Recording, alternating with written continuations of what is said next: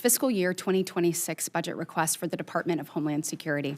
I am pleased to be joined by Senator Murphy, the ranking member of this subcommittee, as well as we have Vice Chair Murray that will be coming shortly. And of course, I am thrilled to have the chair of our full Appropriations Committee, Chair Senator Collins, with us today. Thank you, Chair Collins, for your leadership on this committee and your tireless effort to get us back to regular order, moving these bills not only through full committee, but making sure that they're seen on the floor. Yep. Since January 20th, under President Trump's leadership, the department has actually become a priority. Rather than turning Border Patrol agents and ICE officers into paper pushers, President Trump has empowered the men and women of CBP and ICE. This has resulted in gaining more control on the border and the enforcement of our immigration laws. In fact, President Trump has signed a new law, the Laken-Riley Act, which further empowers ICE to help protect communities from criminal aliens. He has taken swift and decisive actions in other areas, such as restoring the voice officers at ICE and reduce bureaucratic red tape that was counterproductive to achieving the mission. DHS has a vast, important, and complex mission. Its 250,000 employees are responsible for keeping Americans safe from coast to coast, on the water, and in the air. As chair of the Homeland Security Appropriations Subcommittee, it is my responsibility to work with you, Madam Secretary, and my fellow senators to appropriate the resources DHS needs to carry out its mission. One of the most important areas that we must dedicate resources to is border security and immigration enforcement. I want to say thank you to the brave men and women of Customs and Border Protection and Immigration and Customs Enforcement who show up every single day to keep our borders secure, to keep our communities safe, and to enforce our immigration laws. Since President Trump took back the White House, we have seen historically low levels of encounters along the southwest border. In March 2024, Border Patrol encountered 137,473 people. Fast forward to March of 2025, under President Trump's leadership, Border Patrol encountered only 7,181 people. That's a 95% decrease. Thank you, Madam Secretary. Under the Biden administration, there were nearly 2 million gotaways, and in 2023, the Chief of Border Patrol testified that gotaways may have been underreported by as much as 20%. The work that President Trump and this administration have done to curb the flow of illegal migration is truly incredible. We've gone from record high encounters under the previous administration to 2 consecutive months of record lows. Ultimately, that means safer communities and families across our great country. But we cannot let up. We must continue to empower Border Patrol. We want our agents on the line to be equipped with the best tools available.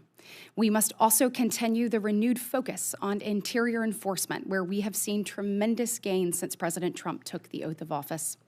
In fact, since President Trump's inauguration, there have been a 153% increase in removals stemming from ICE apprehensions, a true testament to the work done by DHS law enforcement officials that are working to safeguard our communities.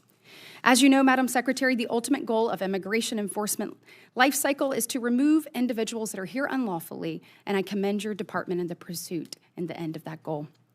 One of the results of our open border policies supported by the previous administration was significant growth in ICE's non-detained docket, growing from 3.7 million at the end of FY 2021 to 7.6 million at the end of 2024. That is a 105% increase. Many will commit crimes while here, waiting their turn to be processed, which is unacceptable and why I fought so hard for the Laken-Riley Act to pass Congress. And that is also why I was proud to be there when President Trump signed that into law. I am incredibly proud when you look at the work that Alabama does to support the Department of Homeland Security and the equities there and so many hardworking, dedicated public servants who show up every single day to fulfill that mission. From the incredible collaboration between DHS and our college programs on research, to the HIS National Academy in Huntsville, to the Coast Guard's Aviation Training Center in Mobile, it's gratifying to see that I represent a state that plays such an important role in protecting our country. Alabama is also home to some key institutions that fit within the administration's priorities of empowering state and local law enforcement to have a seat at the table when it comes to disaster recovery and national security. Both FEMA's Center for Domestic Preparedness and the National Computer Forensic Institute in Hoover provide key resources to local officials across our nation to ensure that they are equipped with the best knowledge, skills, and tools needed to protect and serve the United States of America. It is unfortunate that trainings have been canceled, especially at a time when cities across this country begin to prepare for the World Cup and the Olympics. Madam Secretary, I am certainly open to conversations about how all of this evolves, but I want to make sure that we are looking at future threats as well as existing threats, and I believe that we can do both. Another FEMA area that not only saves taxpayer dollars but saves taxpayer lives is the BRIC program. Since President Trump signed the Disaster Recovery Reform Act, which authorizes BRIC, nearly $5 billion has gone to mitigation projects across 55 states and territories and 37 tribal nations that requested funding. This is clearly a popular and important program. The program obviously is not without its challenges. Applying and implementing BRIC grants requires resources to many cities, states, and tribes that they may not have. But rather than ceasing to implement it, we should work together to identify ways that BRIC could be amended to be less complex and more efficient. Madam Secretary, the people up here look forward to working with you and your team. We look forward to conversations about the President's FY26 budget for DHS. From what I've seen, I am personally supportive of zeroing out the Shelter and Services Program, and I look forward to conversations about FEMA, CISA, and TSA. I hope that we will see requests for base increases to CBP, ICE, and elsewhere within DHS. You have an incredibly difficult job, Madam Secretary, and have stepped up to do it during one of the most challenging times. I want to thank you for your service, and I look forward to your testimony today and to working with you and your team to making sure that America's borders are safe and its people are secure. I now turn to Senator Murphy and recognize him for his opening remarks. Thank you very much, Madam Chair. Madam Secretary, thank you for being here. I'm sorry that I missed your call yesterday. I look forward to working closely with you. I say this with seriousness and respect, but your department is out of control. You are spending like you don't have a budget. You're on the verge of running out of money for the fiscal year. You are illegally refusing to spend funds that have been authorized by this Congress and appropriated by this committee. You are ignoring the immigration laws of this nation, implementing a brand new immigration system that you have invented that has little relation to the statutes that you are required, that you are commanded to follow, as spelled out in your oath of office. You are routinely violating the rights of immigrants who may not be citizens, but whether you like it or not, they have constitutional and statutory rights when they reside in the United States. Your agency acts as if laws don't matter, as if the election gave you some mandate to violate the Constitution and the laws passed by this Congress. It did not give you that mandate. You act as if your disagreement with the law, or even the public's disagreement with the law, is relevant and gives you the ability to create your own law. It does not give you that ability. Let's start with your spending.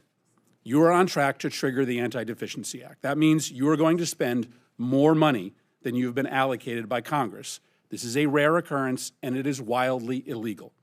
Your agency will be broke by July, over 2 months before the end of the fiscal year. You may not think that Congress has provided enough money to ICE, but the Constitution and the federal law does not allow you to spend more money than you have been given or to invent money. And this obsession with spending at the border, as the chairwoman mentioned, has left the country unprotected elsewhere.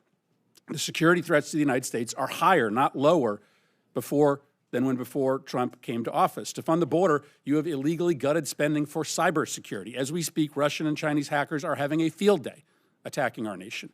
You've withdrawn funds for disaster prevention.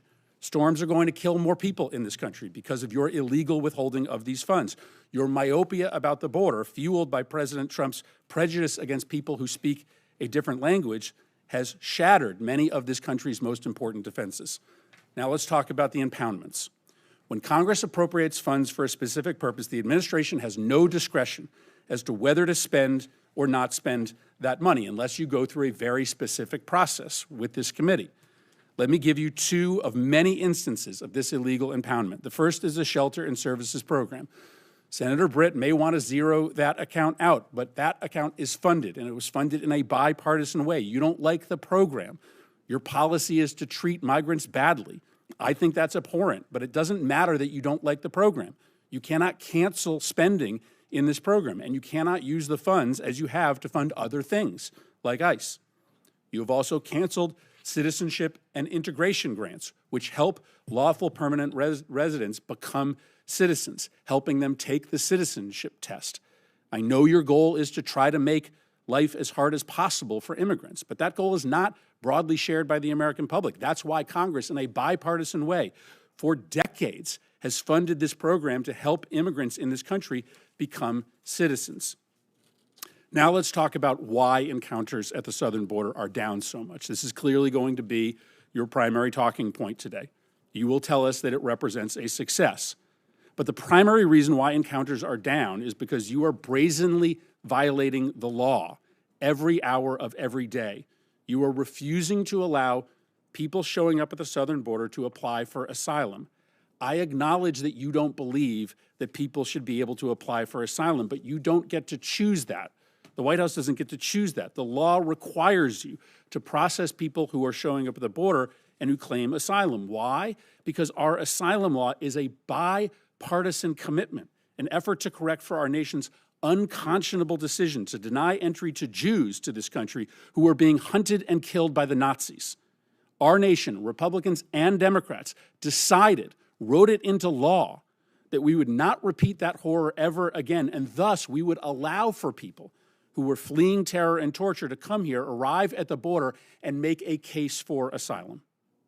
Finally, let's talk about these disappearances. In an autocratic society, people who the regime does not like are people who are protesting the regime. They are just often picked up off the street, spirited away, sometimes to open-ended detention. Sometimes they're never seen again. What you are doing, both the individuals who have legal rights to stay here, like Kilmar Abrego Garcia, or students who are just protesting Trump's policies, is immoral. And to follow the theme, it is illegal. You have no right to deport a student visa holder with no due process simply because they have spoken in a way that offends the president. You can't remove migrants who a court has given humanitarian protection from removal. Now, reports suggest that you are planning to remove immigrants with no due process and send them to prisons in Libya. Libya is in the middle of a civil war. It is subject to a level 4 travel advisory, meaning we tell American citizens never to travel to Libya. We don't have an embassy there because it is not safe for our diplomats. Sending migrants with pending asylum claims into a war zone just because it's cruel is so deeply disturbing.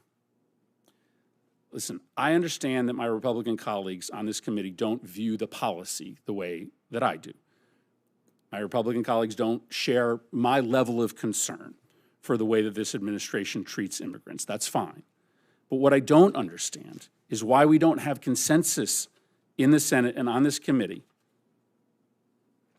on the decision by this administration to impound the spending that we have decided together to allocate in defense of this nation. We as an Appropriations Committee, we work interminable hours to write and pass a budget. This budget is really hard to write and pass. And so we make ourselves irrelevant when we allow the administration to ignore what we have decided. And then when we look the other way, when the administration rounds up immigrants who are here illegally and have committed no offenses worthy of detainment, we also do potential irreversible damage to the Constitution. These should not be partisan concerns, destroying the power of Congress, eroding individuals' constitutional rights. This should matter to both parties. Madam Secretary, thank you for being here, and I look forward to your testimony. Madam Secretary, let me first explain that Chair Britt is trying to cover 2 different subcommittees. She will be returning, but in the meantime has asked that I take the gavel. And fortunately, that means that I get to welcome you but also ask the first questions. But first, we want to hear your statement. So please proceed. Yes, well, thank you, Senator Collins, and I do want to thank Senator Britt as well for bringing this group of individuals together for this committee hearing so that we could talk about the priorities of the United States of America and what we can do to work together to secure our homeland. I do want to thank Senator Murphy as well and look forward to our conversations that we can have today and far into the future. In the first 100 days, the Trump administration has already delivered for the American people a drastic turnaround in Homeland Security, from the southern border to investing in our Coast Guard to cybersecurity, and we are just getting started. I'm very proud of the accomplishments that we have made so far and working with President Trump and his leadership since he took office. At the southern border, we have obtained near total control with a 95% decrease in daily encounters since President Trump took office. March saw the lowest number of encounters in this nation's history at less than 7,200. There were days in there where we had less than 200 encounters a day, which is absolutely remarkable. And again, that is the lowest number of encounters at the border in this nation's history. Under the previous administration, when Joe Biden was the president of the United States, U.S. Customs and Border Protection was at times encountering over 15,000 people per day. This astonishing turnaround is a testament to the resolve and to the leadership of President Trump to make America safe, and to the incredible work of the men and women of the Department of Homeland Security. The secure border has allowed Border Patrol to zero in on the cartels and on illicit activities that are going on. President Trump has designated 6 different cartels and violent criminal gangs as foreign terrorist organizations.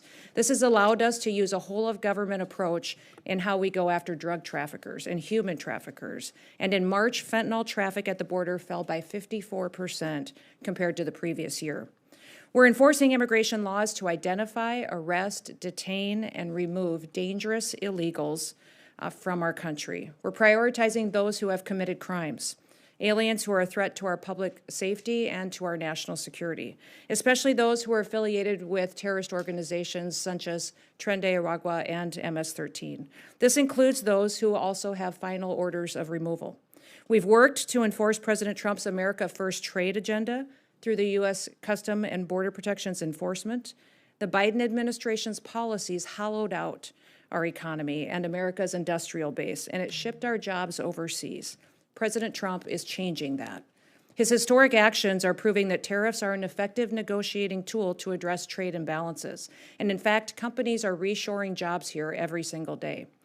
The Department of Homeland Security is reforming, and we're rethinking federal involvement in emergency management. President Trump recently announced that there will be a FEMA review council, which I will co-chair with the Department of Defense Secretary. This council is charged with fixing a broken system that's returning power to state emergency management directors and making America safe. We're also taking steps to defend the nation's transportation systems, which are vulnerable to targets and to attacks. The Transportation Security Administration is responsible for ensuring the security of all those who travel. In a single day, there are over 45,000 flights in this country, with nearly 2.9 million passengers in the United States. We're fulfilling our obligation to launch Real ID, which happened yesterday, and we follow federal law as it was passed 20 years ago. Validated IDs will secure travel, safeguard our elections, and make sure that we never open a door to an opportunity for another tragedy like 9/11 again. As technology advances, so do the threats to our nation. And that's why cybersecurity is a crucial component of our security measures we're taking seriously and investing in going forward. Countries like Communist China have built the capability and the intent to infiltrate and potentially disrupt our critical infrastructure. But despite these threats, the Biden administration instead used CISA to play politics and to police speech. Under President Trump, we've been working to get CISA back on mission and make sure that they are securing our infrastructure. The Coast Guard is the only branch of the U.S. Armed Services that are under the Department of Homeland Security. It has many missions with specialized needs. And as we secure the southern border, the cartels have shifted their activities out to the maritime borders. The Coast Guard has already surpassed fiscal year 2024 drug interdiction numbers and search and rescue and illegal interdictions. Still, the Coast Guard is facing our greatest readiness challenge since World War II. With Force Design 2028, we will transform the Coast Guard to make it a more agile, capable, and responsive force. And since I took office, one of the responsibilities that I have is reforming the Secret Service. In the wake of the July 13th assassination attempt, we have needs there that I'm hoping you will consider. We've reassessed the Secret Service's needs. We've refocused recruitment away from DEI objectives and instead focused people in on investing in the agency's zero-fail mission. These accomplishments are just a portion of what the Department of Homeland Security has achieved with President Trump's leadership in the last 100 days. And with the support of this committee, I'm hopeful that we'll be able to make this department more efficient and more effective in securing our nation. I'm so grateful to the men and women of the department, and they are examples of bravery, patriotism, and dedication. It's our responsibility to continue providing them with resources, training, and equipment that they need to do their jobs. Thank you so much for your support, for the opportunity to be here, and I look forward to the discussion. Thank you so much, Madam Secretary. I'd like to first recognize Chair Collins for her round of questioning. Thank you very much, Madam Chair. Madam Secretary, I want to bring to your attention an important issue that may not yet be one that you've been briefed on. In August of 2023, DHS issued a memo in which the department stated that it had identified more than 270 Chinese-backed illegal marijuana operations in the state of Maine alone, producing up to an estimated $4.3 billion in illicit revenue. These grow houses are primarily run by Chinese organized crime syndicates with ties to the Chinese Communist Party. Our sheriffs and local law enforcement have worked night and day to shut down these grow houses that tend to be located in very rural areas of the state. I hope that the president's more detailed budget request includes funding that can be used to help supplement the county, state, and local law enforcement efforts. DEA has also been involved. IRS has been involved. The FBI is starting to get involved, but DHS obviously has an important role to play. So I hope you will commit today to joining this all-of-government effort to shut down these dangerous, illegal grow houses. Undoubtedly, there's human trafficking going on as well. The marijuana is destroying these houses with black mold because it's grown inside to try to hide what is going on, and it's being smuggled to other states. This isn't just a problem in Maine. Some 22 states have similarly found these illegal grow operations with ties to transnational criminal organizations in China. Well, thank you, Senator Collins. I appreciate you bringing this to my attention and this important discussion. Obviously, we're very concerned with securing our border and knowing who's coming into our country illegally, but also who's already here. And so you pointing out the fact that we have investments in this country, businesses, and marijuana grow houses that have a presence of ties to the PRC is incredibly alarming. So I agree that we should work together to see what we can do. As you know, the Department of Homeland Security, our mission is to secure the homeland. I tell people quite often that my responsibility lies with everyone who's in this country, comes into this country or leaves, every product that's here that leaves or comes in, and then everything on the internet as well that's communicated or processed. This is alarming that we have China. Not only are they stealing our IP, manipulating their currency, but they're building a presence in this country as well. And so everything that we can do to make sure that we're addressing that and not allowing them to get a foothold within the center of our country and in our important states like Maine is incredibly important. So thank you for bringing it to the attention of everyone today, and I commit to working with you. Thank you. Madam Secretary, as you undoubtedly know, Maine is a great destination for tourists.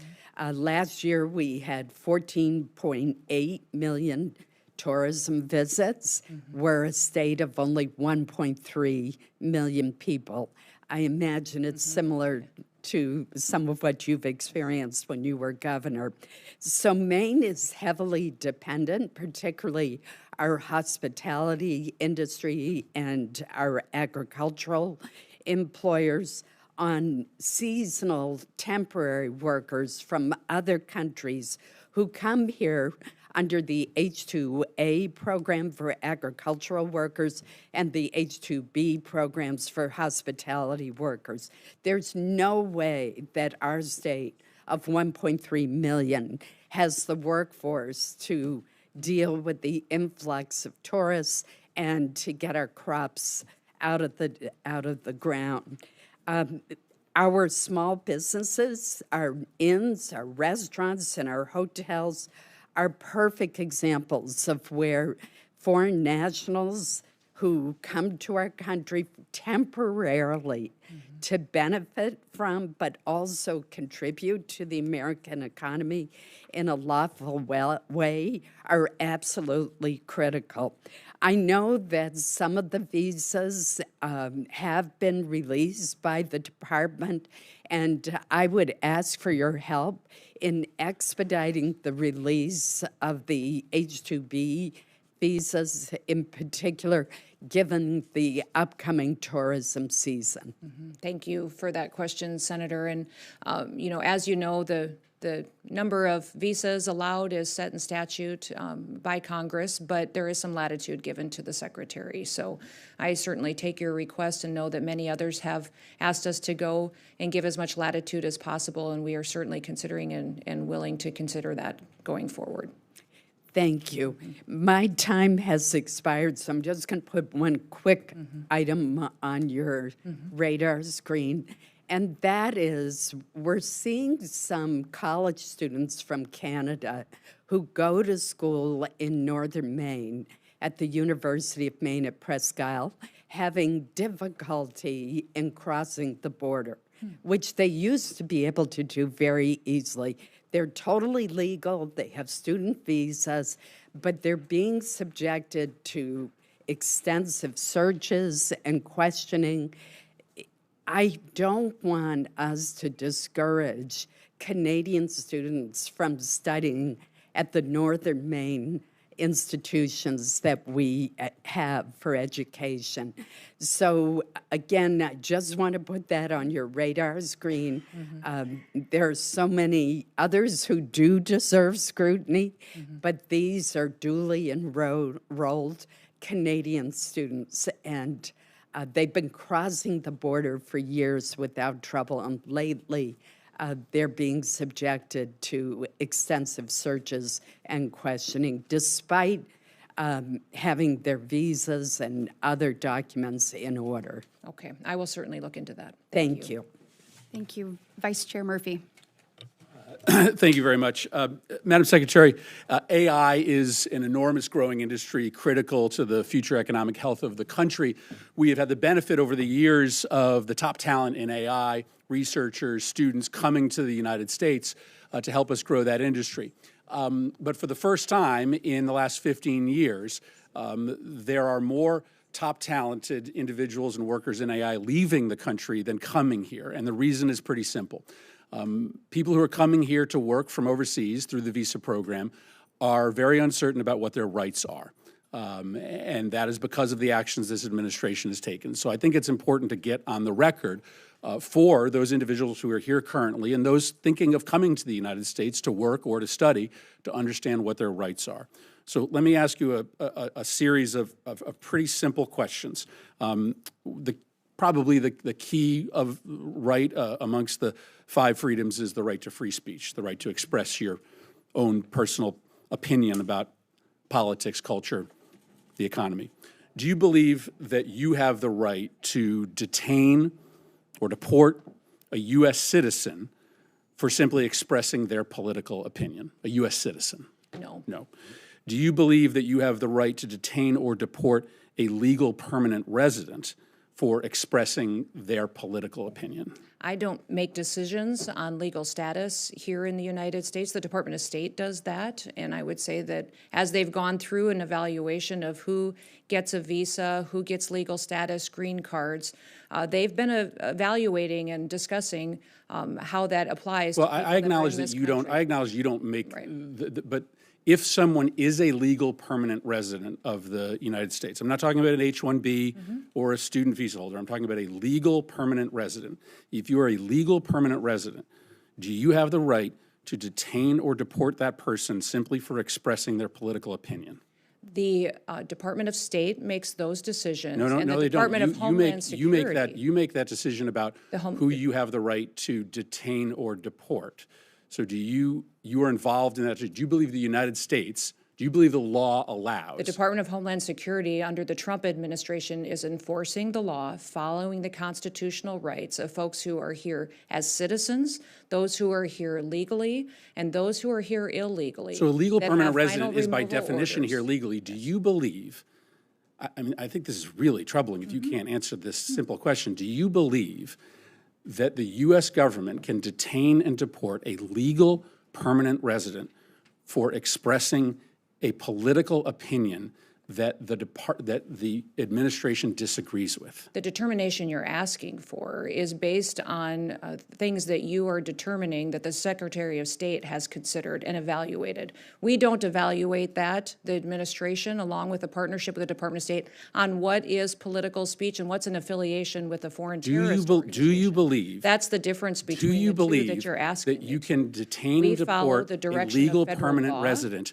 for expressing a political We have opinion? not detained we have not deported anybody who's a legal permanent resident or a citizen of the United States. Then say you don't have the ability to do that. We have clarify that for is the true. millions of. That is exactly what I'm doing, is that we have followed exactly what the law is, and that we have not detained or deported anybody who's a citizen or has legal status in this country. We are focused on the worst of the worst dangerous criminals. You do not believe you have to get them out of the You do not believe you country. have the ability to do that. We have not done that at all, and the Trump administration has no plans Well, just to because do you haven't that. done We it do doesn't not mean do that it. you won't do it in the We future. are Do following you the believe you have the federal law ability to to do that or ensure that not? we are doing I think you were going to. the I exact think appropriate I think, thing in partnership with the Department of State and in partnership with the Trump administration. Have you read I assume you have read the Supreme Court decision in the case of Kilmar Abrego Garcia. Yes. That court decision requires the administration to facilitate Kilmar Abrego Garcia's release from El Salvador.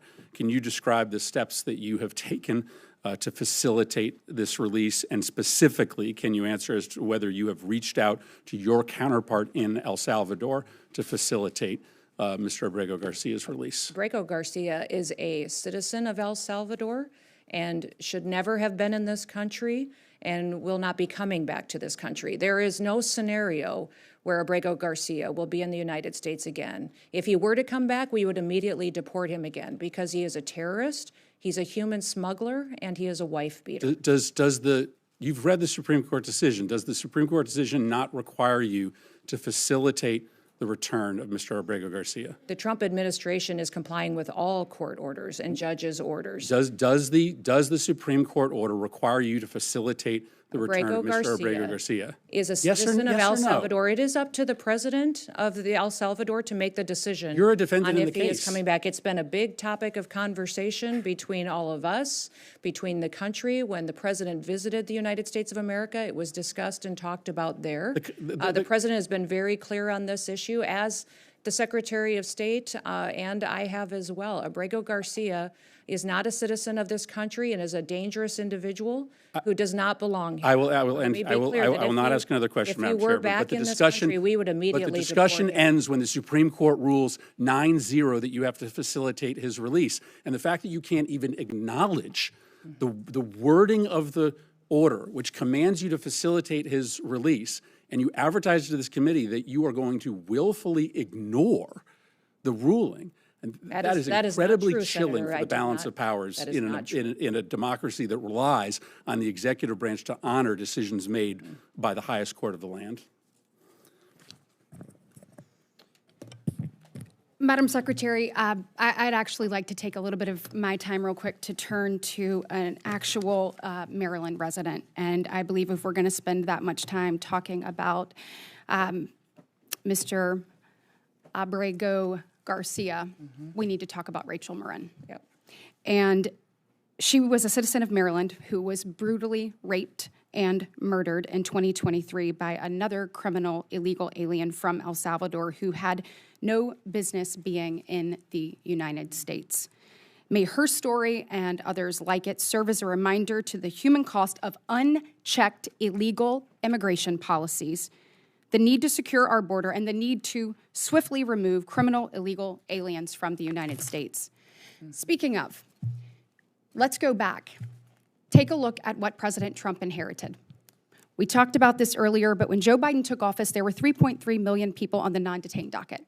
When President Trump took office, that number had risen to 7.6 million people on the non-detained docket. When you look at the docket, the President Biden, in his administration, spent their entire term simply allowing people and aliens to cross the border into our communities.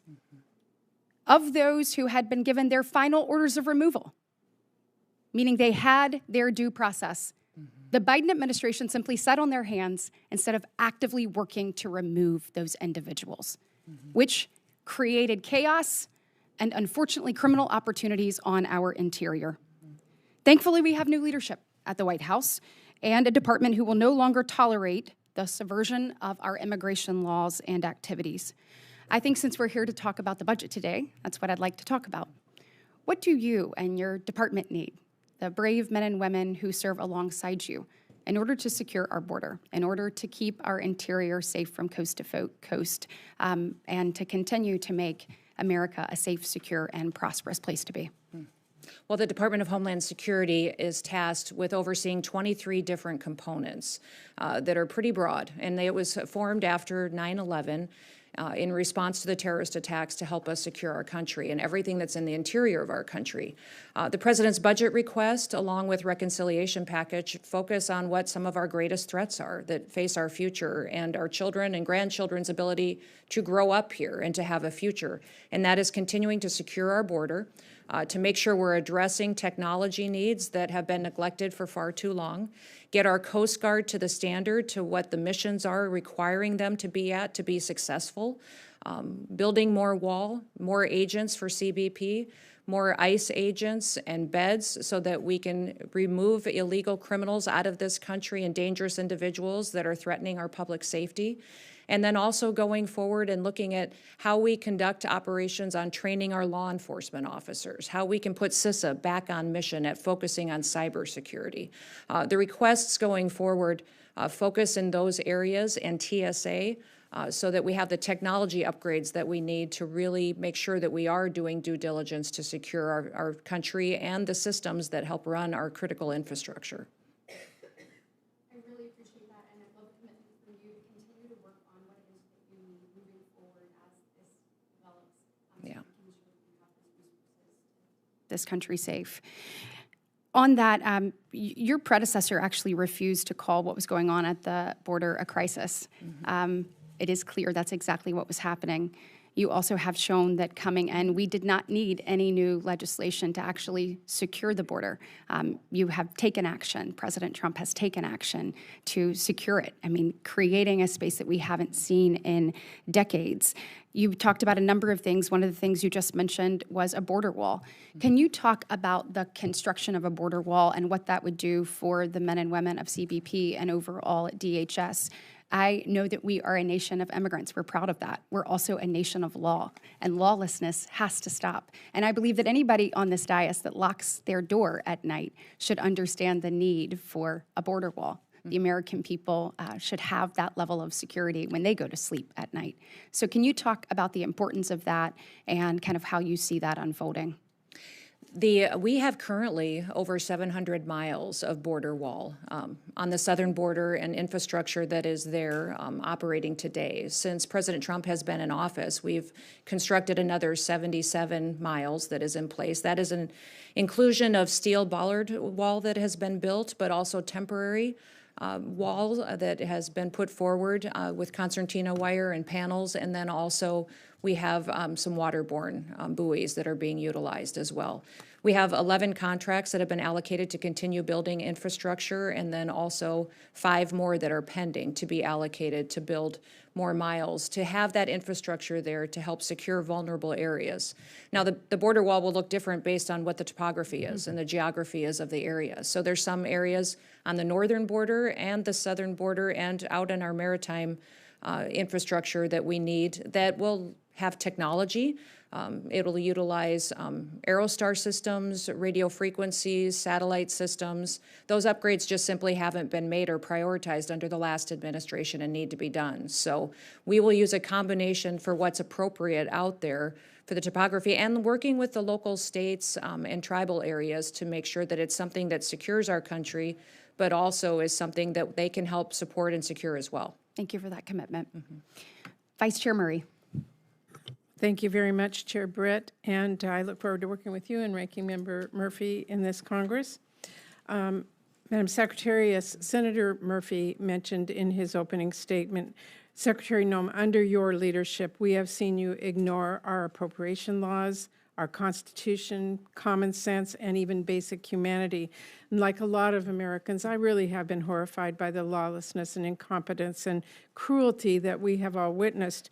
And for all the talk about going after criminals, you have sidetracked DHS staff who are investigating drug dealers, terrorists, human traffickers. And rather than photo ops, we need more of your focus on providing basic diligence, because your crackdown has roped in American citizens and people who are here legally with no criminal record. Now, I'm not going to ask you whether that was right or wrong. I know it's wrong. The world knows it's wrong. And I think the first thing the history is going to say about your leadership is that you were responsible for many of these travesties. So I'm deeply concerned. You've deported a 4-year-old U.S. citizen with cancer. You've disappeared people to a notorious prison in El Salvador.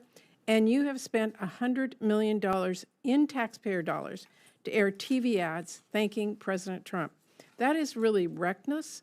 It's unacceptable, and in my opinion, can't continue. The American people are paying for this with our taxpayer dollars and with their most basic rights. Now, in the last 3 months, you have frozen or canceled over $100 billion in funding that was approved by Congress, bipartisan. We are talking about everything from disaster relief to grants that keep people safe. But when my staff has requested information on the status of this unacceptable holdup, the department failed to provide any acceptable justification. This illegal freeze, and it is illegal, is taking a real toll on communities who are waiting on the investments that Congress has delivered. So will you commit to immediately unpausing these funds? Well, Senator, thank you for covering a lot of topics there. Let me touch on a few of those right away. Well, what the if Trump you could administration answer- is doing I know is you've enforcing you the law for the first time. Under the Biden administration, I'm asking you about the funds illegal that are out aliens were prioritized over American citizens.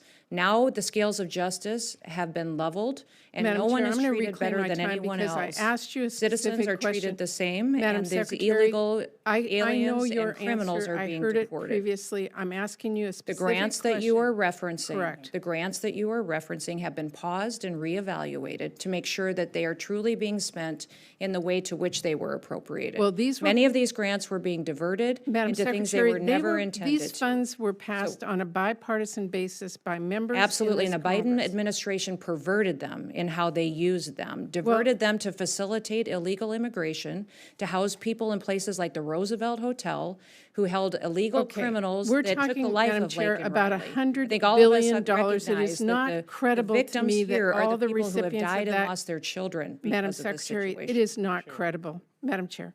It is not credible that $100 billion is used to break the law. That just cannot be true. And let me change this a little bit. On the other hand, I am very concerned that DHS is now dramatically overspending funding that Congress has not provided. If you were a CEO doing that, I don't think you'd be in your job long. We need accountability and we need answers. And that includes informative responses to oversight questions sent to the department over the last 3 months. I am ranking member on this committee. I have worked with every member of this committee. We take our responsibility serious to fund your department and others. We need to have answers. We need to have accountability, and we need to make sure you're not overspending money that you were not allocated. Well, thank you for that question. I will be very not really a clear in the question, it's a fact. statement. Do you want me to respond? Well, you can. Well, I've worked many jobs in my life, but I also have been a CEO. I've run I'm not businesses. I've been a questioning your governor. credentials. I'm and it is questioning your spending. We are prioritizing where our security needs are in this country, and we are hoping that this body will agree that reconciliation is necessary to address the things that have been neglected in this country for too long, that we have the technology upgrades, the manpower upgrades that are necessary. So the $170 billion request for the Department of Homeland Security Madam is Chair, incredibly my time is important to running make out, sure and we I have the do have a tools that couple we of need. additional questions. The fact is that you've not been given this funding. Saying that it's going to come in reconciliation that has not passed is not an acceptable answer. I did want to ask about FEMA and disaster relief. This is really important. A lot of disaster relief has been politicized. You've endorsed eliminating FEMA outright. We have seen an upheaval at FEMA that is going to put lives in jeopardy. 1 in 5 FEMA employees have been pushed out, taking this administration's so-called buyout offer. We are losing indispensable staff just weeks away from fire and hurricane season, and over $100 billion in disaster relief and FEMA grants are still being held up. DHS is making it a lot harder to qualify for relief, something people in my home state of Washington are experiencing firsthand. Multiple requests from governors have been rejected in recent weeks, including a request from our state. And we haven't been given any response about this, and I'm watching this and I'm thinking, has President Trump directed you to prioritize funding for Republican states? Absolutely not. Have you directed your staff to prioritize funding to Republican-led states over Democratic Absolutely states? not. Have There your is, staff under this administration, there will not be any politicization of support, relief, FEMA assistance, or grants given based on politics. Well, Every single person there will be is a treated the same. clear It will be very trend, different than the Biden Madam administration. Secretary, there's a clear trend of Republican-led states getting very fast responses and funding. Democrat-led states are being forced to wait. We have never treated FEMA as a partisan issue in this country. Thank you, Madam Chair. Thank you. Senator Capito. Thank you, Madam Chair and Ranking Member, and it's great to see you, Secretary Noem, and it was a pleasure to serve with you in the House for so many years. I just want to make a statement in the beginning, because this chart, which you can't see, but many of us have seen, the blue lines being the number of people that were coming across the border during the Biden administration, and then the red is what you and the President have done over the last 3 months. I say congratulations. Results speak loudly. Not only are migrant encounters down 95%, but the gotaways are down 99%. To put it simply, migrants are just not slipping through. They're not evading our border patrol. I boil it down to 2 basic strategies that the administration has done that the previous administration could have done but totally ignored. One is deterrence. When possible illegals look to the United States and see that we are following through on deportation orders in larger numbers, I think that's a huge deterrence, along with other things that are occurring. The other one is enforcement of the law. You already just said that. So is there anything else you would add specifically, very shortly, that you can attribute this dramatic drop? You're being accused of breaking the law, and that's the reason the numbers are down. I personally don't believe that. Well, I think having a strong leader in the White House that says we will enforce our laws in this country has worldwide effects. In fact, in where I have traveled to countries in El Salvador, Mexico, and Colombia, their leaders and their governments said, when you talk about the fact that you are now enforcing the laws in America, when your president talks about it, when we see these ads that are running in our country saying, if you want to come to the country and America illegally, don't come. come the legal way, do the right way. We are now enforcing our laws. They say it has an overwhelming effect. In fact, in Mexico, some government officials, when I was there visiting with them and the president, said that they believe 500 to 600,000 people just in Mexico turned around before they ever got to our border in the last 3 months, because they got the message clearly when they were on their way. They heard that and they went back home. Also, I would say Border Patrol is thrilled. They get to finally do their jobs. Right. They get to finally, the morale has never been better. Recruitment is fantastic. ICE is recruiting. CBP's up 54%. I'd say the Coast Guard is up over 100% in recruitment, and the Secret Service is up over 200%. So the fact that they have an administration that's letting them do their jobs again and actually following the law is something they're very proud of. And so I think those two things are really what's making them proud. Okay, you and I talked about this on the phone because of the drug scourge, the non-intrusive inspection, which is a lot of the technologies that can detect in large, when semis are coming through, there's a whole lot coming through the border, and we want to continue that free flow of goods. Where are you on that in this budget? Certainly you need more dollars to be able to, I think the numbers are low, how many you actually inspect or have been inspected. You need the technology our to move ports of forward. entry need new technology and scanners that we just simply aren't scanning many shipping containers right now adequately. A lot of our air freight isn't scanned. Some of these scanners that we have in place need infrastructure around them so that they work in the heat and in the rain. Sometimes they're dysfunctional and shut down. We have railroad cars coming in that aren't getting inspected, and then small packages.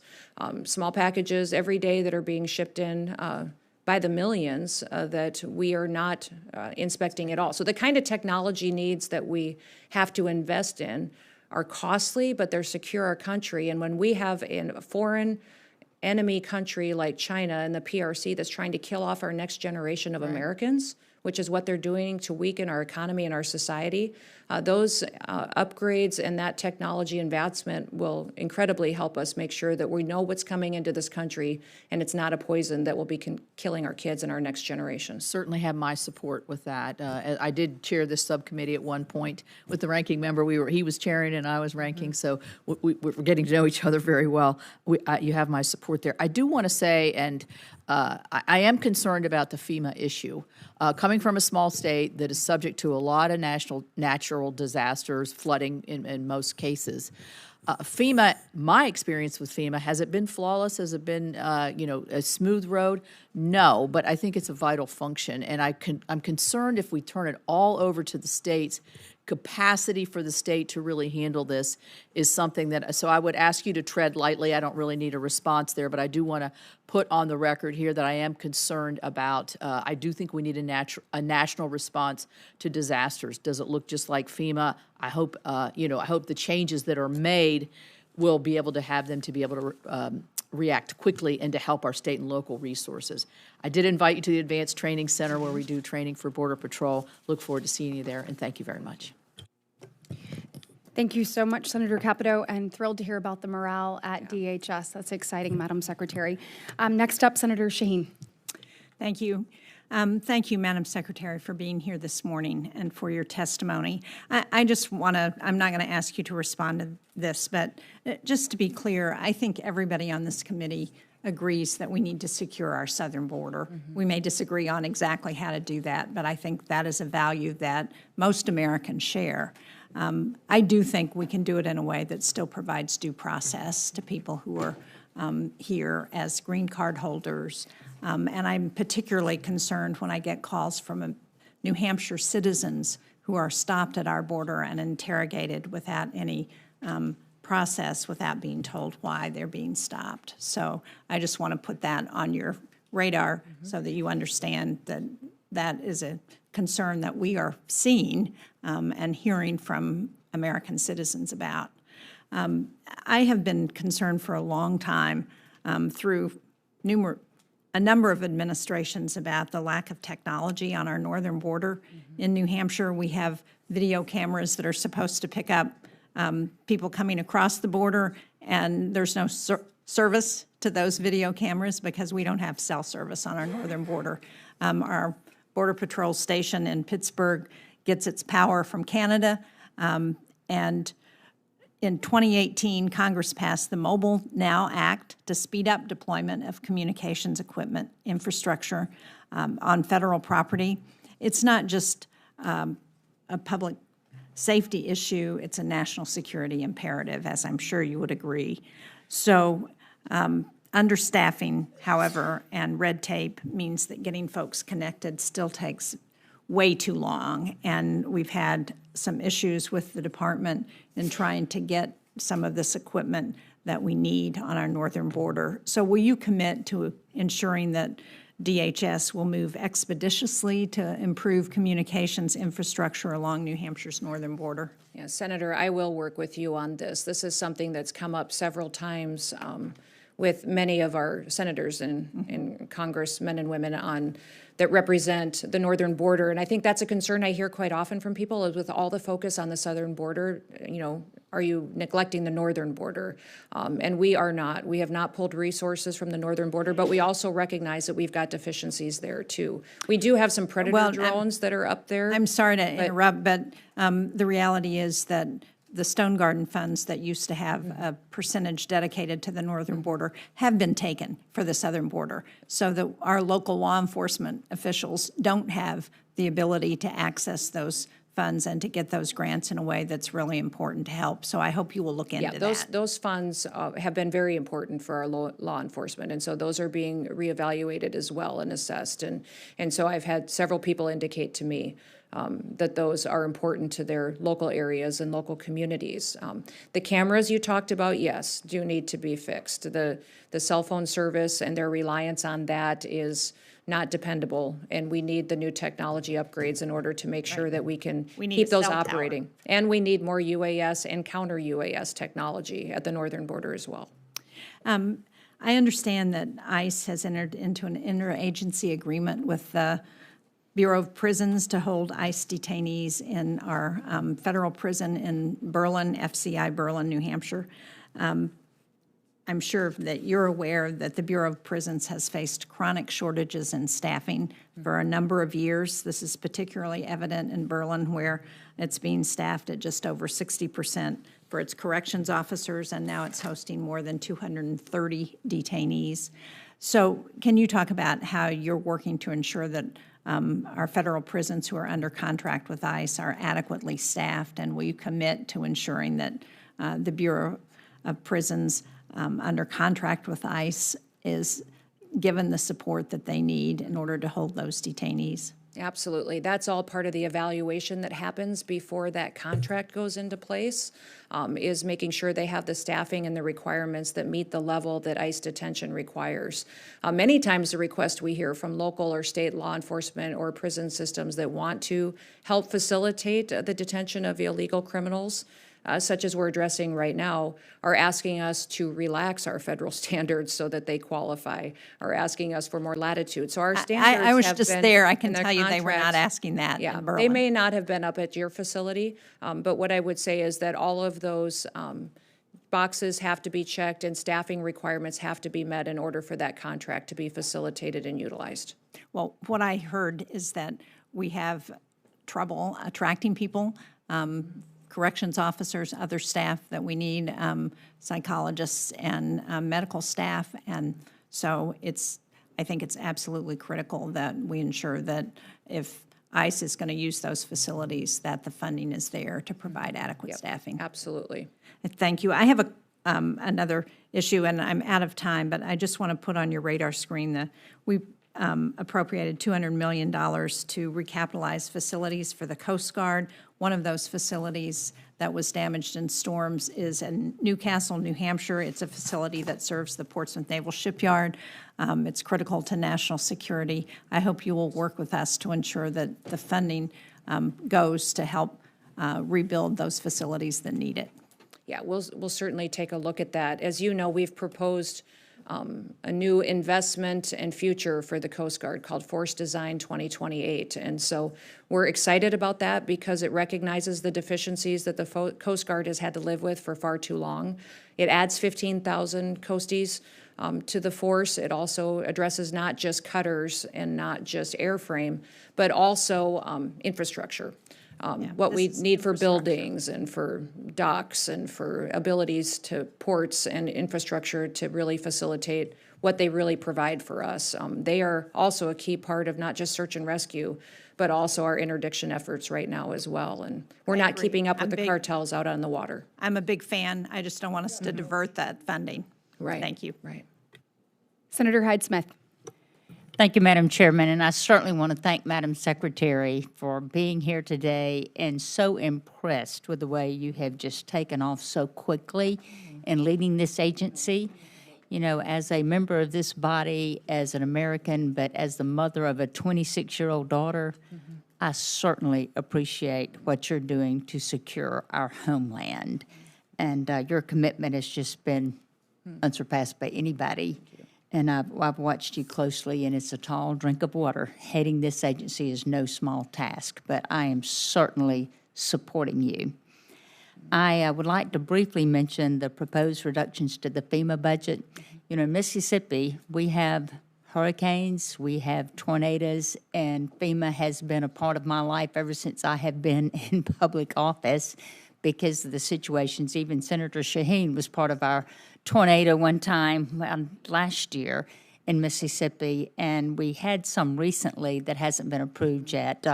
Little town in Walthall County, Mississippi, called Tylertown, Mississippi, had a tornado. I was there the day after the storm, and we're really seeking some relief there. But how will DHS make sure that states like Mississippi, which, like I said, are feeling the impact of so many, will continue to receive the support they need to prepare for and recover from what we have now and future emergencies? Yeah, President Trump has been very clear that he believes that the way that FEMA exists today should not continue. It needs to be reformed. It needs to empower states to build in the structure that they need to best respond to disasters. He's seen the failures over the years of FEMA, how it didn't show up for individuals. It targeted people based on political party. It claims that haven't been paid for 15 to 20 years and recognizes the best responders are those locally and that the federal government should be there to support. So his goal is to redo this agency in a way that empowers our states, recognizing that every state's not at the same level of response today, that it's going to take some effort to get them all ready to really truly take over the emergency management processes of their state. And so what we can do to equip and to train them and then give control back locally is critically important.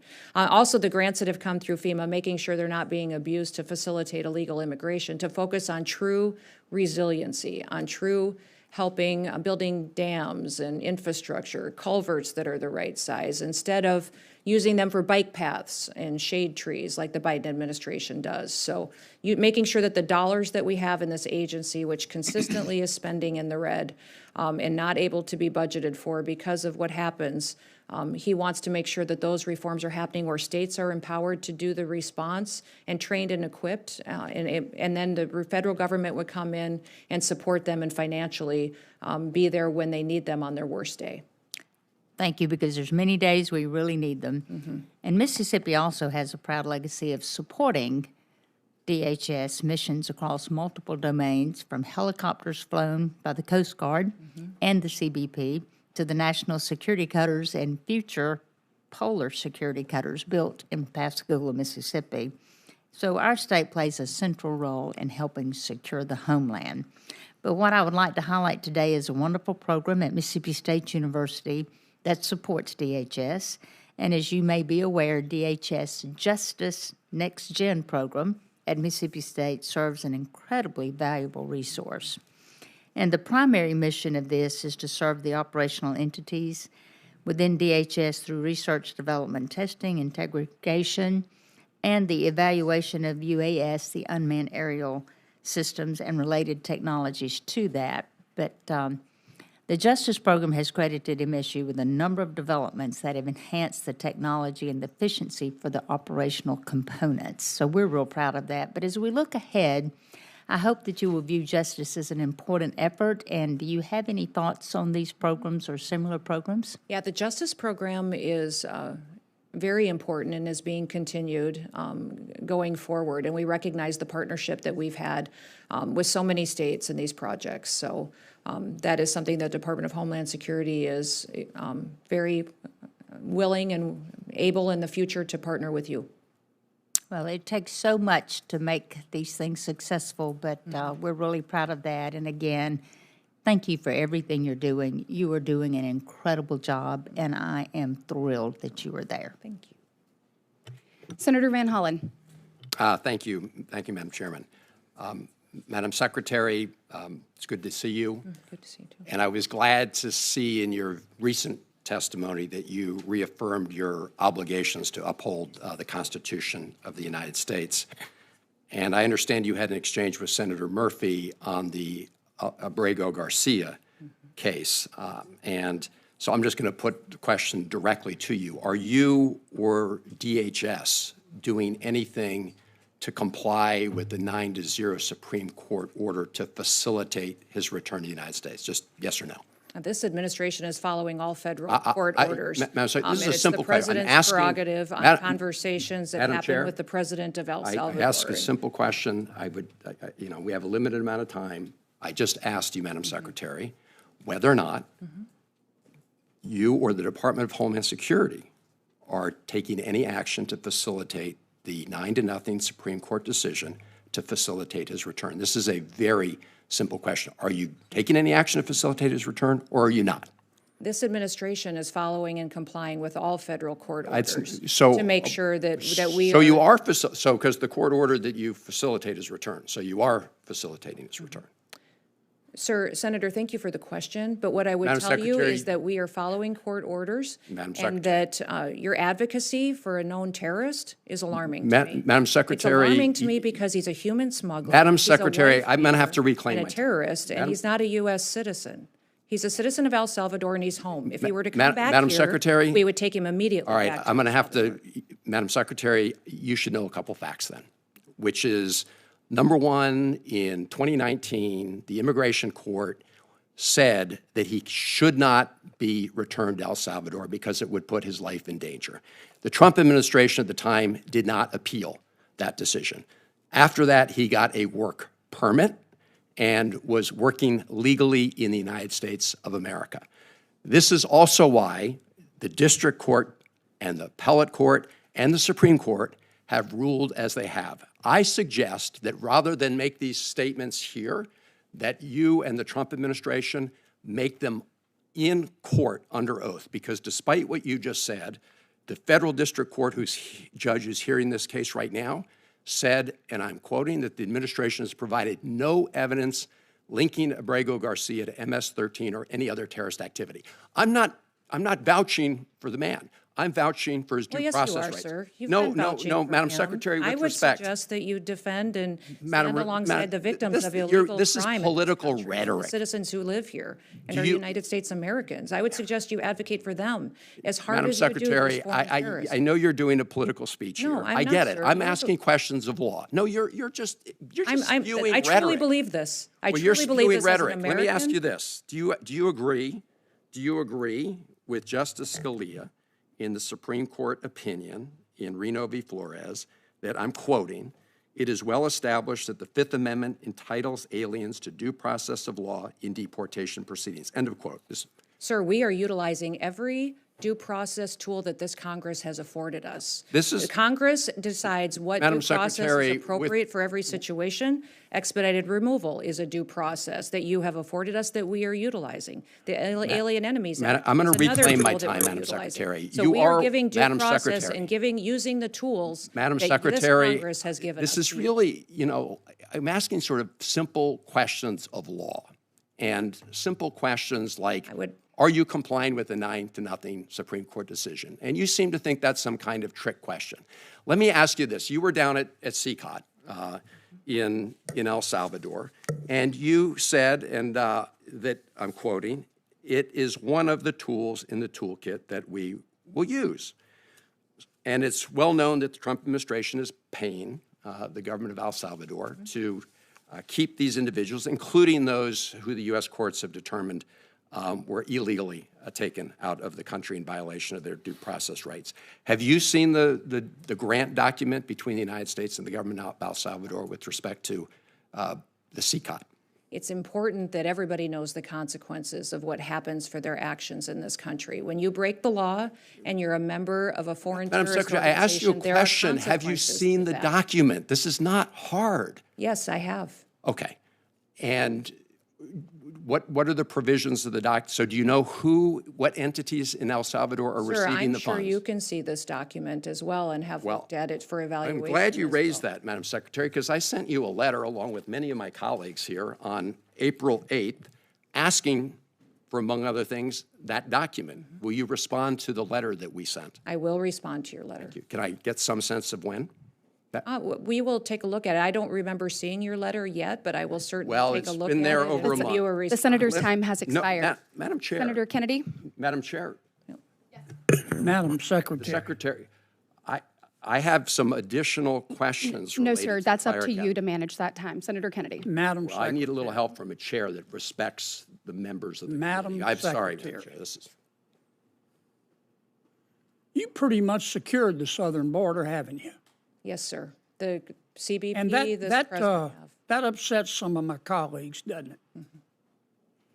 They say you've done it the wrong way, haven't they? Could you answer that? Yes, sir. They do say that. Do you think they're upset because you supposedly did it the wrong way, or you think they're upset that you did it at all? I think they're upset that by President Trump enforcing the law, it happened so quickly and successfully. Yeah. Now, when President Biden came into office, the first thing he did was get rid of all of the things we were doing to stop people from coming into our country illegally, didn't he? Yes. I mean, it was like The Price is Right. Come on down. Except he said, come on in. And most of my Democratic colleagues went along with that, didn't they? Yes, they did. In fact, they cheered him on, didn't they? Is that a yes? Yes, sir. How many people do you think President Biden let into our country illegally? Just give me a ballpark figure. Sir, we don't know for certain, but we believe it could be upwards to 20 million people that are illegally in this country. So that's like adding 10 Nebraskas to our country, isn't it? That's correct. Why do you think President Biden and my Democratic colleagues did that? Do you think they believe in open borders?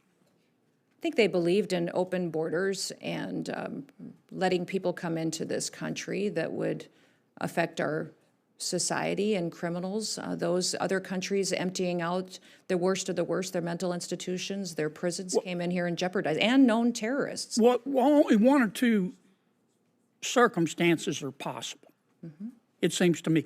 Either President Biden and the Democrats who supported him believe in open borders, or the people that President Biden put in charge of securing the border, you wouldn't trust to run a snowball stand, right? That is correct. So nobody is that incompetent. So it has to be, they just believe in open borders, do they not? Yes, because I know the people who were securing the border and they weren't allowed to do their job. Do you think they believe that vetting people at the border is racist?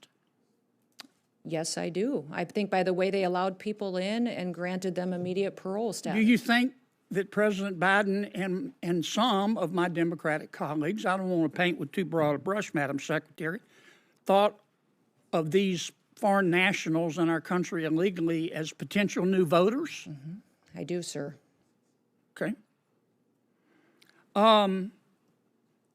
If you're an ordinary American and you oppose illegal immigration, but you support legal immigration, does that make you a racist? No, sir. No, sir, not at all. It just means that you believe there should be a rule of law, and that's what America was built on. And that's what you've been enforcing, right? Exactly. We have been following the Constitution and the rule of law in this country. And I want to be sure I understand, because there's been a lot of confusing testimony here. You've secured the border, have you not? This administration has, yes, sir. And some of my colleagues are upset with you, Yes, sir. and they say you did it wrong. Yes, sir. And do you agree with me that what they're really upset about is that you did it at all? Yes, sir. Okay. I want to ask you a last question about our federal judiciary. I've said repeatedly that all of us has a moral and a civic obligation to follow federal orders, and I stand by that. But there have been a lot of national injunctions, universal injunctions issued to try to stop you from doing your job. Where were these judges when people were breaking the law and coming into our country illegally? Were any of them speaking up and issuing national injunctions against the Democrats? I don't believe I can be specific about every single judge, but these judges that now are trying to stop us from enforcing our laws, I don't believe or recall them. Can you being think, vocal then. Madam Secretary, of one single solitary federal judge who, when President Biden and my Democratic colleagues, not all of them, but many of them, Gentleman's time has expired.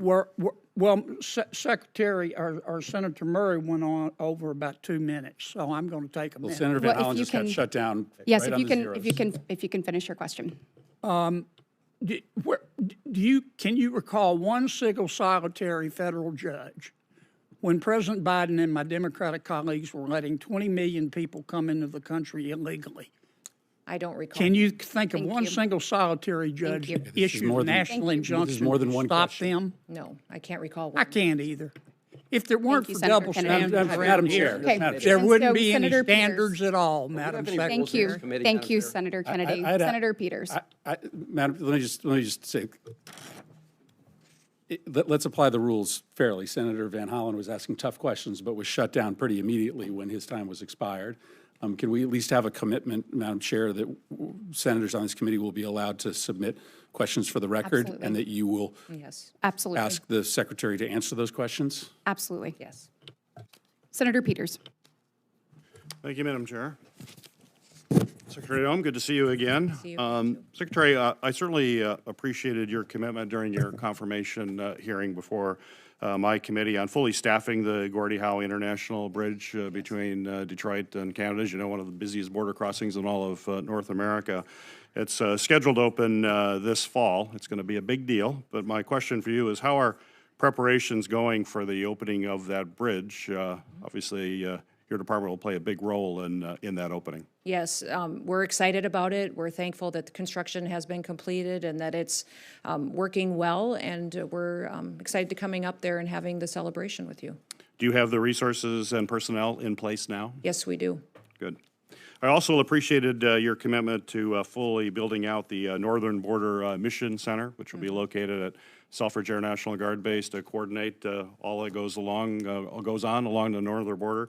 How is the build-out of that center progressing, please? It's going well. It's on track. I haven't heard of anything that has been delayed, and I can get you a more detailed update, though, if you would like one. I would. If we could follow up that'd be after this hearing, I would appreciate Need that. As ranking member of the Homeland Security and Government Affairs Committee, I have sent you 9 letters since you have been sworn in as Secretary of Homeland Security. So far, I've received only 2 replies, and quite frankly, one of those was completely unsatisfactory. And while I understand you've had a busy start, like you have a lot on your plate, including travel, responses to congressional oversight requests are a priority. And I think you hold that view, but we're not seeing it being demonstrated, unfortunately. So my question for you is, when can I expect responses to these letters? And can you commit to getting me responses certainly before our budget hearing, before his GAC coming up? Yes, absolutely. Sir, I was unaware that you had that many letters out yet. I know some of the letters you requested had a lot of data to gather Yes. and information, and so that may be a delay on a couple of them, but we will get those gathered and get them to you. As you know, when I came into this role, we had a backlog of letters from senators and congressmen up to 4 years, where the previous administration did not respond to any of you. That was a universal complaint I had from Republicans and Democrats. Well, we want to see that change. So Yes. if we could get this back, these letters back as quickly as possible, I'd appreciate that. You bet.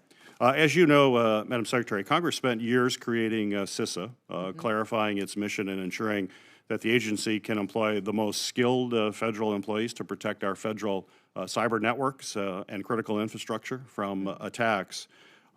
During your confirmation process, you stated that you wanted to get CISA back on mission.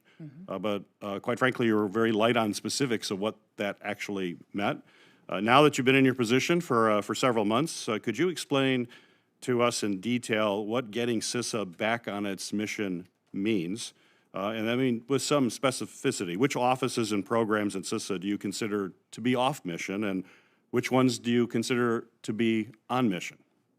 Well, as you know, CISA, under the last administration, got involved in being somewhat of the role of the Ministry of Truth. They were defining what was misinformation, disinformation. They were out doing election security missions, what were censorship, and deciding what was truth and what wasn't truth, and we have eliminated those functions within CISA. CISA was created to be an entity that supported small and medium businesses and also critical infrastructure, Yes, our electrical grid, our water systems, that are vulnerable to hacking attempts and influence from foreign countries, but enemies of the United States of America. So we are building out those. And I agree with all this. I just limited time here. Yep. I agree with all that, and that is the central focus that it has to continue. But I want to clarify, because you talked about misinformation. I've heard this a lot. Yep. Certainly, I don't want to have any agency putting out misinformation. But CISA had 15 full-time employees assigned to countering misinformation mission.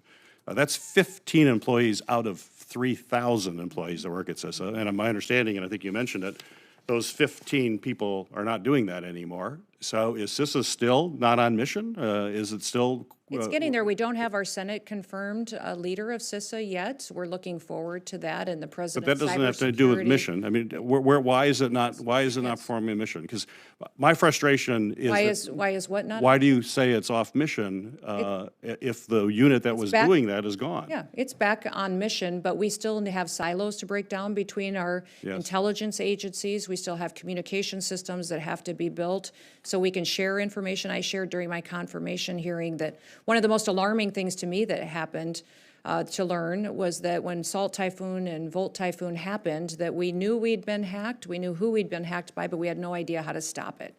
And so building those relationships with the private sector to help us go out there and really get the information that we need to get the technology and expertise to get in front of those bad actors that would infiltrate our systems, I think is incredibly important. So making sure that we have those partnerships to get them with us, sharing information and advice and wisdom on how to stop these hackers before they steal our critical information is very, very important. If you know better than anybody, better than I do even, that we have 10 of the 16 critical infrastructure components under the Department of Homeland Security. So this is a top priority of President Trump. So it is on mission now. CISA is on mission. It is. Great, thank you. Thank you, Senator Peters. Senator Murkowski. Thank you, Madam Chair, and welcome, Secretary. I know you had an opportunity to take a quick trip up to Kodiak to see our Coast Guard men and women there. Thank you for that. I'm pleased to see the focus from the administration with regards to the Coast Guard within the reconciliation package. It is significant. It is meaningful.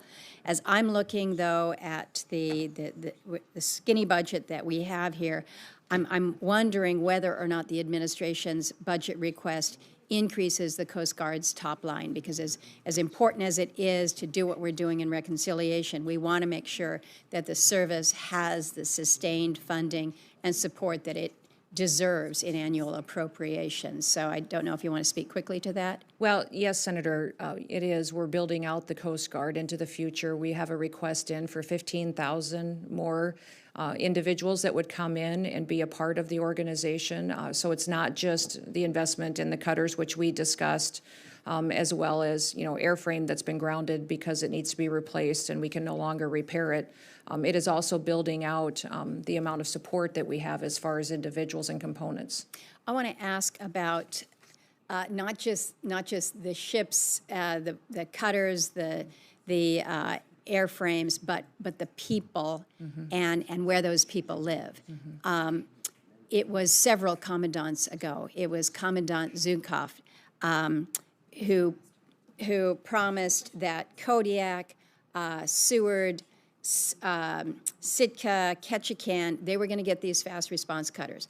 Well, the FRCs are out there, but what hasn't come through is the shoreside infrastructure upgrades. Sitka and Seward continue to be left hanging. And so the ships that were due to come to them are being parked in other communities. I mean, we are not only 1 year off, 2 year off, multiple years off. So this is something that I have raised with you, and I'm hopeful that we're finally going to be able to make that commitment to make sure that when you've got the ships, you've got the home port. Right. And when it comes to the home port, I think you saw in Kodiak, it's not just the housing, it is the child care, it's the medical options. And so I'm hoping that as we're looking at this a revitalization of the Coast Guard that is so overdue, and I so appreciate the focus that the administration is placing on this, that it really is this whole package. Right. Yes, absolutely. And when on Force Design 2028, I'll get you the details on that so you can see that infrastructure is being addressed. And that was one of the things that was discussed quite extensively when I was up there with the Coasties and folks that were serving, was how challenging it was to be in a remote area and not have the access to basic needs that they have for their family, as well, especially medical care and specialized medical care. So it is big. So I'm glad you had an opportunity to see that. I want to shift here with regards to parole and temporary protected status. We have a relatively significant population of immigrants in Alaska that are under patrol or TPS or both. They're small, but for us, they're meaningful in our communities. It's the Ukrainians, we have Afghanis, Venezuelans, we have some Haitians. The majority of these folks are just truly valued members of their new community. They're helping us meet workforce needs and really contributing to the tax base here. They've expressed great concern about their status and work authorizations that may be revoked or allowed to expire. So USCIS hasn't processed re-paroles, TPS renewals, or work authorizations for the Ukrainians, at least, for almost 5 months.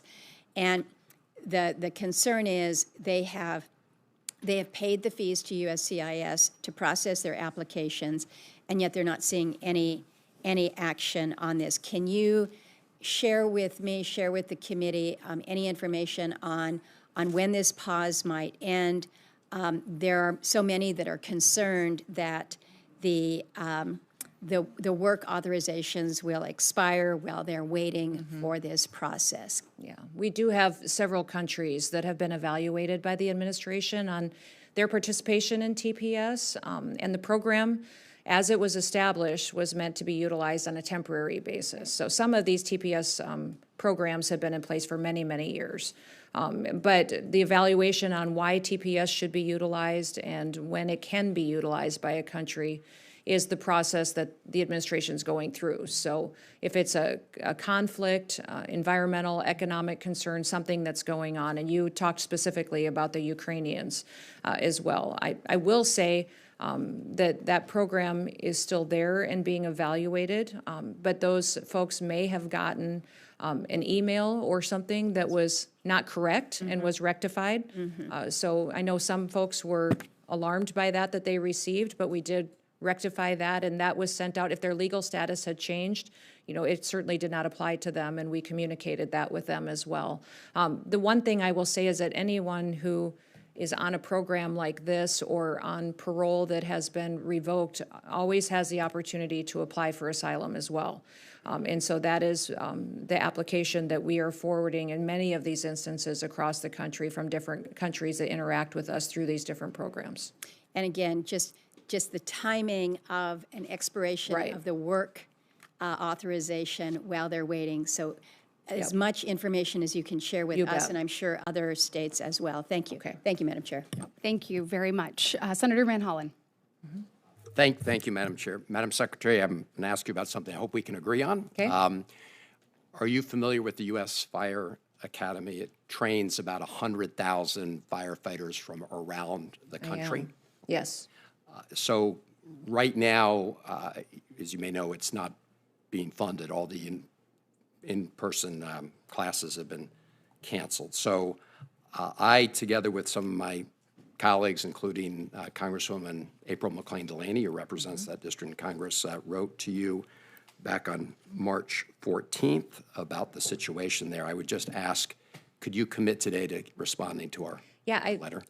I believe we did respond, even if it may have just been recently to you, but those grants and programs are being facilitated, and those dollars will be forwarded. So that is something that if I didn't get that back to you, we will get it to you within 24 hours. Well, that would be some good news to come out of the hearing, because we really have not heard a thing. I'm reading from a headline: Trump officials silent as firefighters lobby to reopen training academy in Maryland. This is an article from yesterday. So if you're bringing good news today that we're going to renew funding for the National Fire Academy?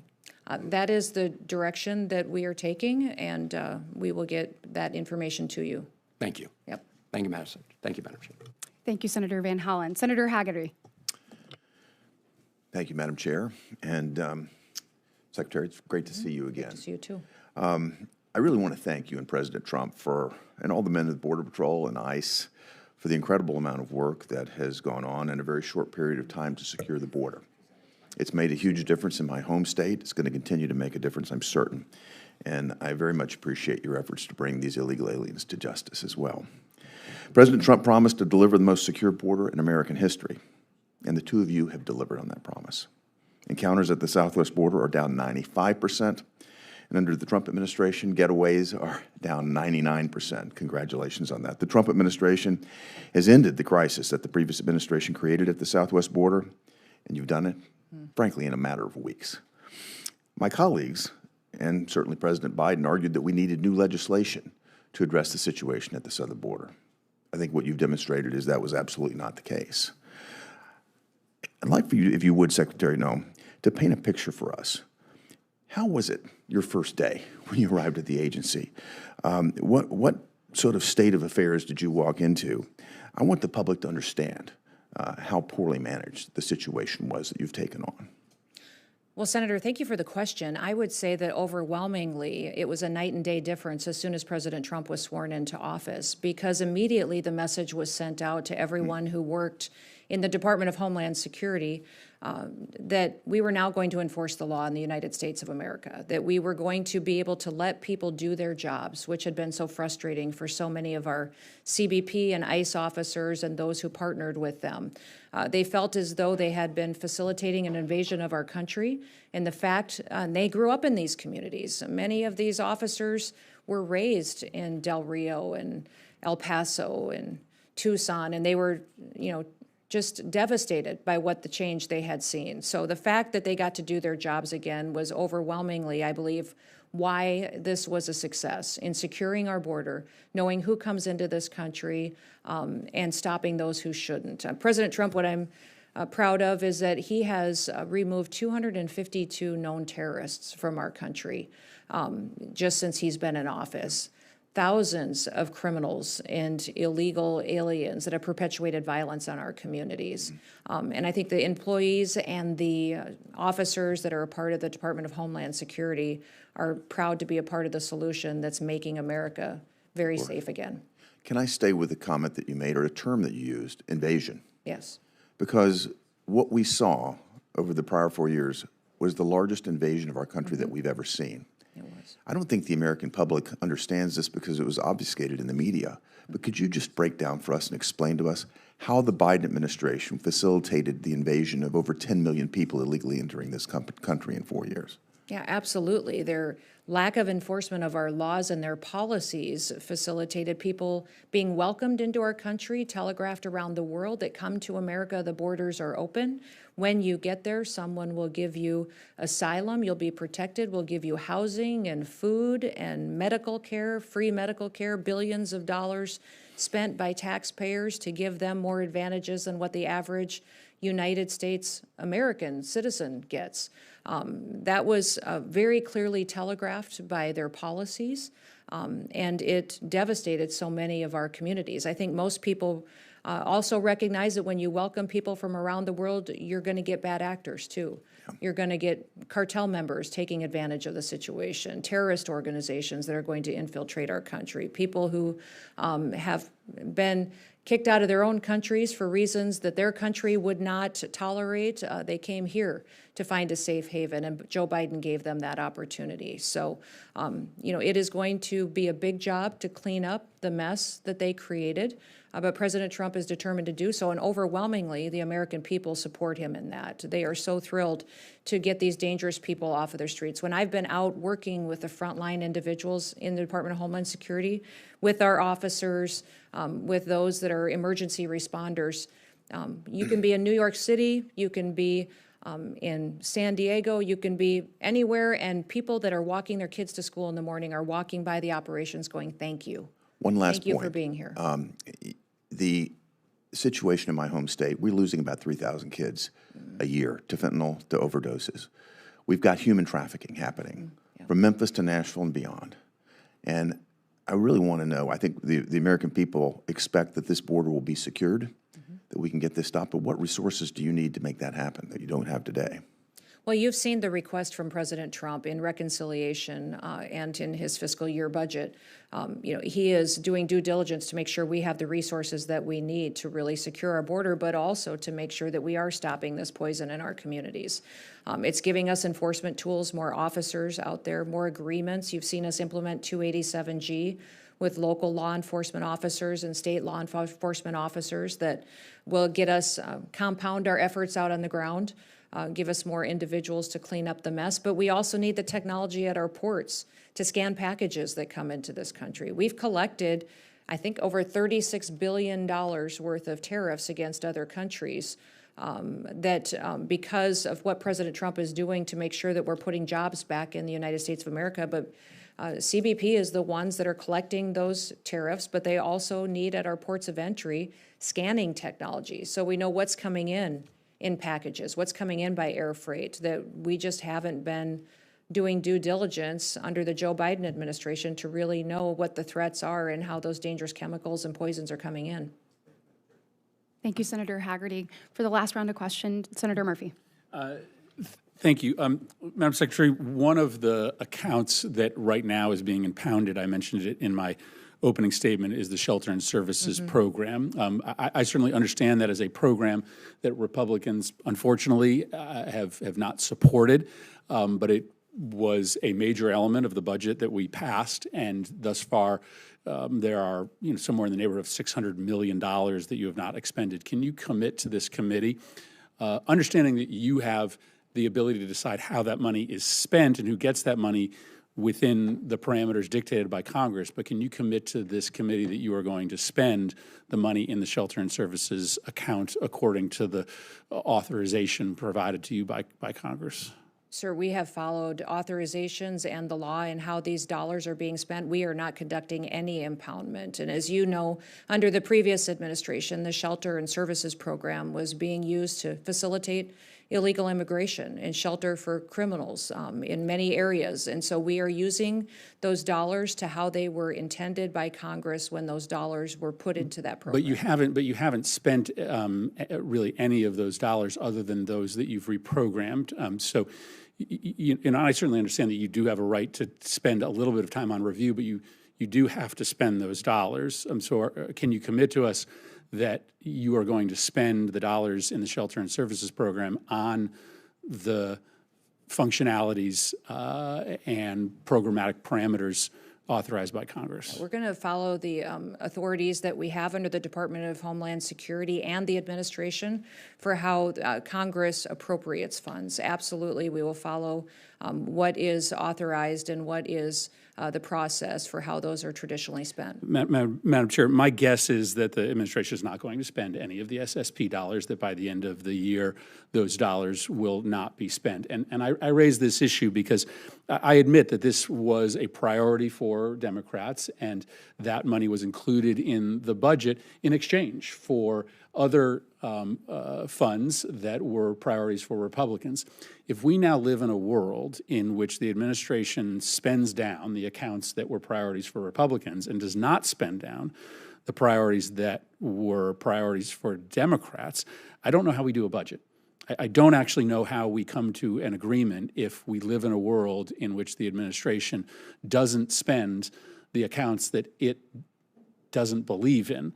That would be precedent breaking for this Congress. And so I raise this issue because I think it's very relevant to our work, and I think it will make it virtually impossible for us to do a bipartisan budget if by the end of this fiscal year, the $600 million that are sitting in this account that are supposed to be used to treat migrants to this country humanely are not used. Thank you, Madam Chair. Thank you, Senator Murphy. And we have about 6 minutes left on the vote, so I'm going to make my last round quick. I want to talk to you a little bit about the Center for Domestic Preparedness. It's the preeminent institution when it comes to training and equipping emergency managers and first responders. I certainly appreciate the department's efforts to increase the capacity of our state, local, territorial, and tribal partners to better handle disasters, to respond to civil unrest, and to keep cities safe and secure. With impending events like the World Cup, Olympics, future Super Bowl, et cetera, I want to make sure that we get this training back up and going. My question to you is, when can we expect these classes to be turned back on, and will there be any remedy for classes that were canceled? Yes, we'll work with you, Senator, to see what we can do for rescheduling classes, and that funding will be continued, and it'll be a priority of the Department of Homeland Security into the future. Excellent. Thank you so much. Madam Secretary, we will go ahead and wrap this up. Thank you so much for being here today. I know that we can obviously disagree on policy across this dais, but we certainly agree that we want to make sure that we get timely responses. And on that note, for closing, we will have questions for the record will be submitted and then due on May 15th, so 7 days from now. Thank you for the work that you're doing, and